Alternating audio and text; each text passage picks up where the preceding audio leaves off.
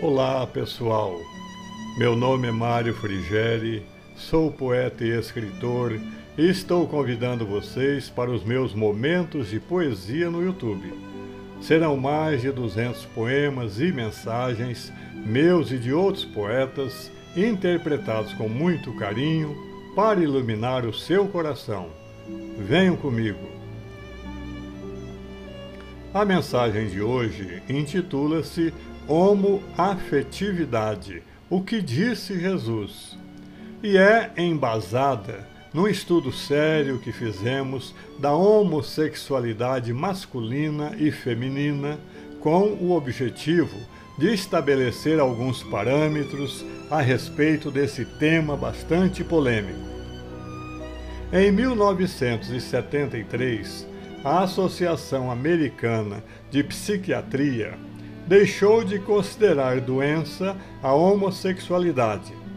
O mesmo fazendo, em 1985, o Conselho Federal de Psicologia no Brasil em relação à sua classificação como desvio sexual, estabelecendo orientação aos psicólogos para a abordagem do tema.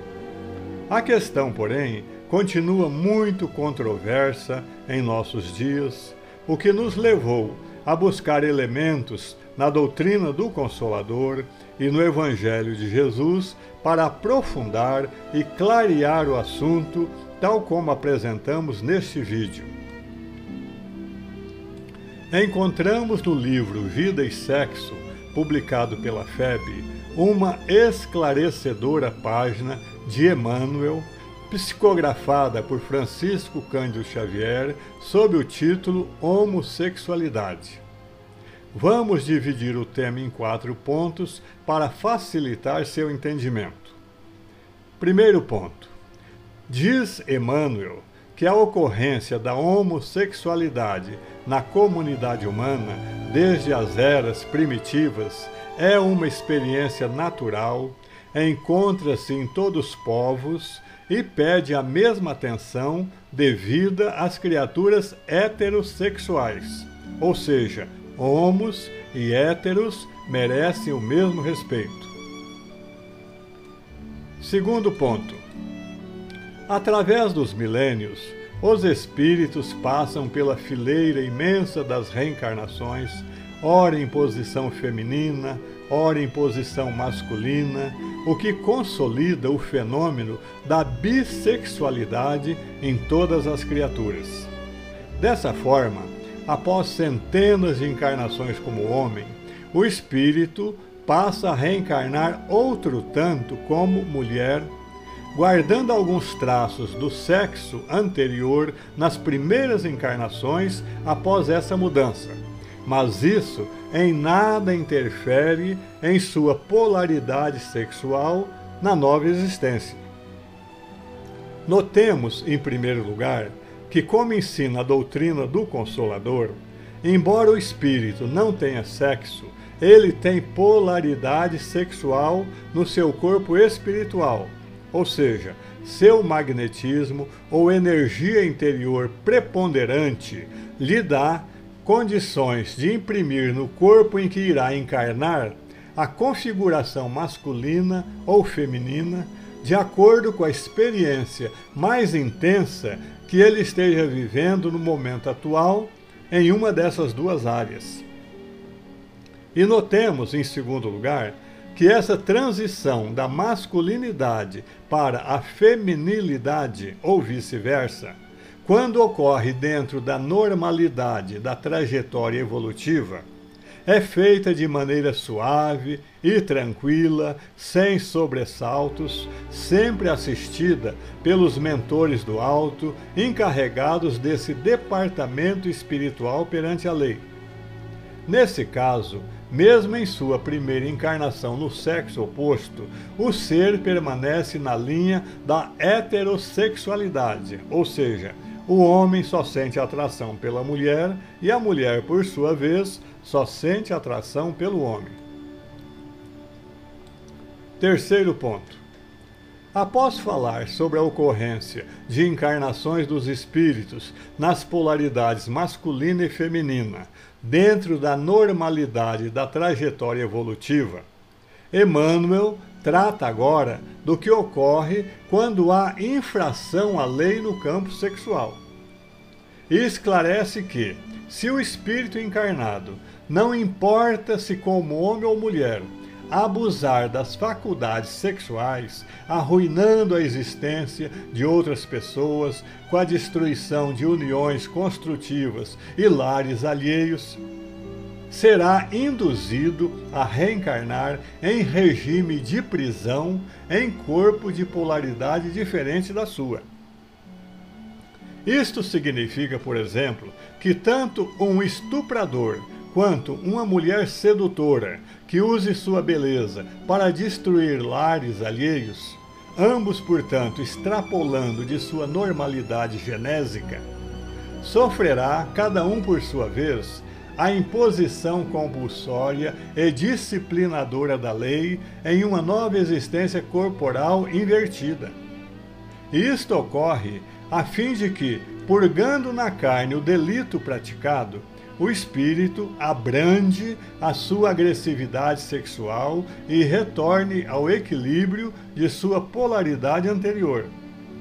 Será o início de várias encarnações como homossexual, masculino ou feminino, visto que uma só existência dificilmente será bastante para a sua reharmonização espiritual e consequente quitação perante a lei. É necessário destacar, para que fique bem claro esse ponto, que quando há inversão de sexo dentro da normalidade da trajetória evolutiva, o espírito se sente confortável e feliz em iniciar-se em uma nova área de aprendizado e se integra com facilidade nessa nova fase sexual. Mas, quando essa inversão ocorre por imposição de resgate kármico, ou seja, em regime de prisão, como diz Emmanuel, o reencarnante é como que apanhado de surpresa em seu próprio laço e se sente completamente confuso e perplexo no novo corpo físico, o qual, por ser oposto à sua polaridade sexual, não se lhe ajusta de forma nenhuma à sua polaridade íntima, causando-lhe de início angústias e sofrimentos indescritíveis. Quando isso ocorre, ele tem de optar por um desses dois caminhos. Primeiro caminho, buscar esclarecimento espiritual para sua nova situação e aceitar com humildade e submissão a imposição corretiva da lei, vivendo uma existência de resgate e renovação. Ou, segundo caminho, descartando a primeira opção, dar guarida à revolta e à inconformação, opondo-se à lei de causa e efeito, ao viver uma vida desregrada e promíscua e aprofundando ainda mais seus débitos espirituais. É por isso que é correto dizer que ser homossexual não é opção, mas imposição da lei. A opção só ocorre na escolha da postura ou comportamento a ser seguido em sua nova existência. Quarto ponto. Por fim, Emmanuel fala de um terceiro caso de encarnação invertida que ocorre quando um espírito culto e sensível, aspirando a realizar tarefas específicas na elevação de agrupamentos humanos e de si próprio, roga a Deus a própria internação no campo físico em vestimenta carnal oposta à estrutura psicológica pela qual transitoriamente se define. A finalidade dessa inversão voluntária é evitar arrastamentos no campo afetivo, de maneira a não se desviar dos objetivos que houver abraçado. Vamos resumir os 3 casos de encarnações invertidas para deixar esse ponto bem claro. O primeiro caso ocorre quando o espírito que vinha encarnando em muitas existências como homem passa a reencarnar como mulher, ou o espírito que vinha encarnando em muitas existências como mulher passa a reencarnar como homem. Neste caso, a inversão ocorre de forma natural e o homem sempre terá atração pela mulher e a mulher sempre terá atração pelo homem. O segundo caso ocorre quando o espírito é encarnado num corpo masculino ou feminino, abusa gravemente de suas faculdades sexuais e, por isso, a lei divina impõe seu renascimento de chofre no polo sexual oposto, a fim de submetê-lo à terapia curativa do sofrimento, reeducá-lo e conduzi-lo à harmonização com a lei no campo da sexualidade. Imagine um espírito de polaridade extremamente masculina, encarnado de chofre num corpo feminino. Ele será fisicamente uma mulher que terá atração somente por mulheres, porque no íntimo ele é homem. Imagine, por outro lado, um espírito de polaridade extremamente feminina, encarnado de chofre num corpo masculino. Será fisicamente um homem que terá atração somente por homens, porque no íntimo ele é mulher. O terceiro caso ocorre quando um espírito culto e sensível reencarna para exercer grande influência iluminativa sobre os agrupamentos humanos. Neste caso, ele pede aos poderes superiores do planeta que lhe permitam renascer em corpo oposto à sua polaridade sexual, a fim de evitar arrastamentos no campo afetivo, para não desviar-se dos objetivos que houver abraçado. Assim, num gesto de renúncia sublimativa, normalmente não constituirá família, fazendo sua a família universal. Olhando esses três tipos de encarnação invertida, notamos que, a rigor, a homossexualidade só ocorre tipicamente no segundo caso, que é quando o espírito abusa de suas faculdades sexuais.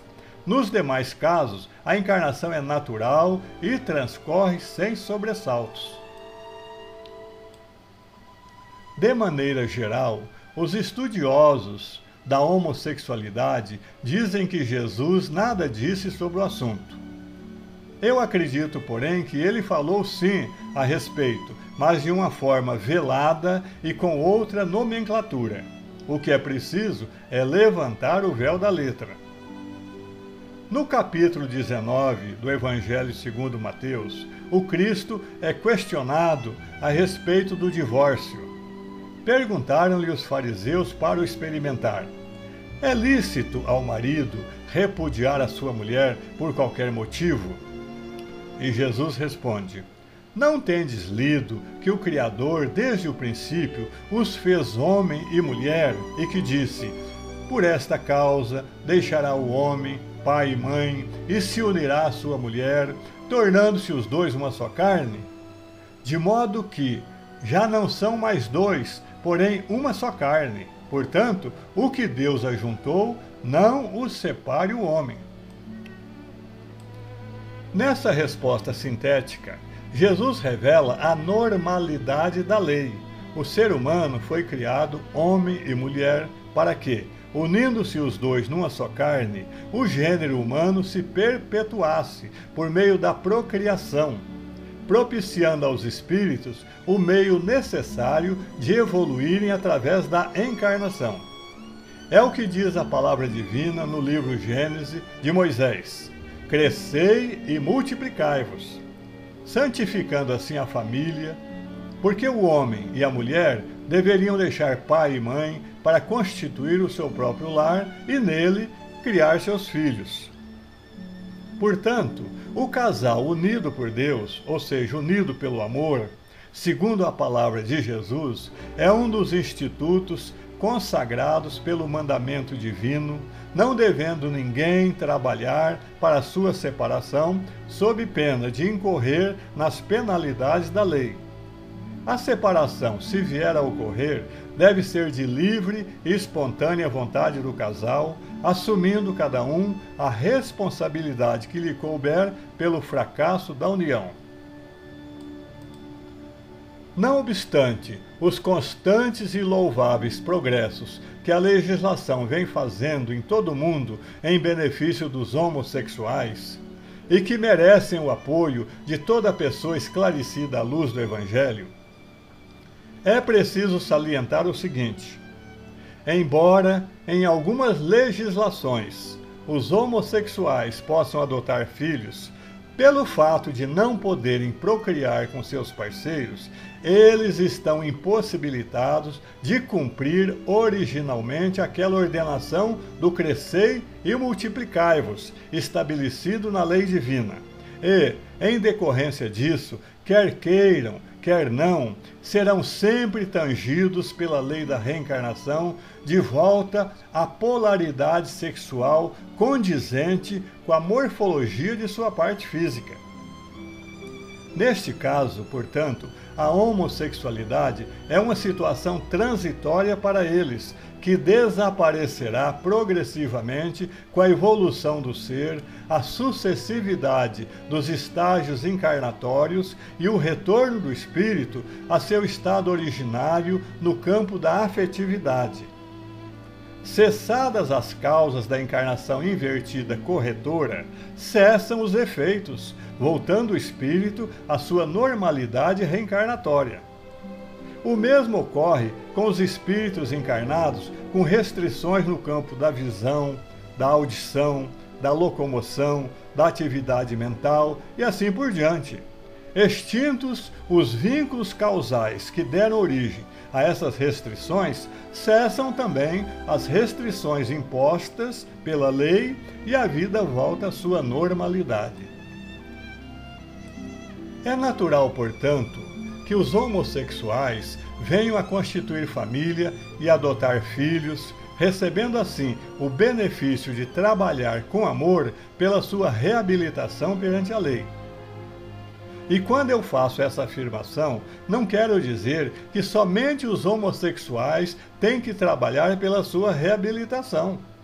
Todos neste mundo, tanto homos quanto héteros, estão em processo purgativo, reeducativo e reabilitatório.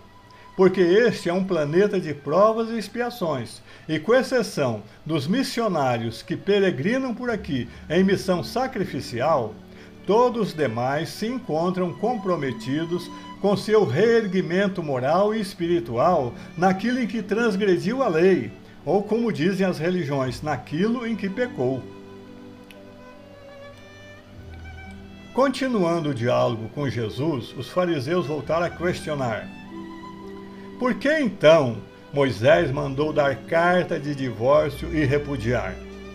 Respondeu-lhes Jesus: por causa da dureza do vosso coração, é que Moisés vos permitiu repudiar vossa mulher. Entretanto, não foi assim desde o princípio. Eu, porém, vos digo, quem repudiar sua mulher, não sendo por causa de adultério, e casar com outra, comete adultério. Disseram-lhe os discípulos: se essa é a condição do homem relativamente à sua mulher, não convém casar. Jesus, porém, lhes respondeu: nem todos são aptos para receber este conceito, mas apenas aqueles a quem é dado. Porque há eunucos de nascença, há outros a quem os homens fizerem eunucos, e há outros que a si mesmos se fizerem eunucos por causa do reino dos céus. Quem é apto para o admitir, que o admita. Para coroar a sua preciosa lição sobre esse assunto complexo e problemático, o Cristo lavrou essas duas sentenças. Primeira, nem todos são aptos para receber este conceito, mas apenas aqueles a quem é dado. E segunda, quem é apto para o admitir, admita. E no meio dessas duas advertências estava o conceito renovador, dividido em três partes a respeito dos eunucos, ou seja, dos homens castrados que não podem procriar. Primeira parte: há eunucos de nascença. São os que nascem compulsoriamente com polaridade sexual invertida, quer seja homem, quer seja mulher, e não podem procriar com seus parceiros. É caso de expiação. Segunda parte. Há outros a quem os homens fizeram eunucos. São os guardas dos haréns do Oriente, os quais eram feitos eunucos, a fim de que os sultões pudessem confiar-lhes suas mulheres. É o caso também dos que são castrados para terem belas vozes. E há ainda os que são castrados por vingança.